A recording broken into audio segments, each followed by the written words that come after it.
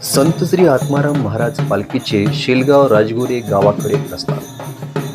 आम्ही जातो अमुच्या गावा लोभ असू द्यावा, संत श्री आत्माराम महाराज की जयचा उद्घोष करत पालखीचे मुगोट येथून शेलगाव राजगुरेकडे आज सकाळी 7 वाजता प्रस्थान झाले आहे. पालखी मुख्य रस्त्याने मार्गक्रमण करत या पालखीचे अनेक गावातील भक्तांनी दर्शन घेतले व भावपूर्ण निरोप या पालखीला या ठिकाणी देण्यात आला. आम्ही जातो आमच्या गावा लोभ असू द्यावाचा जयघोष या ठिकाणी कायम सुरू होता.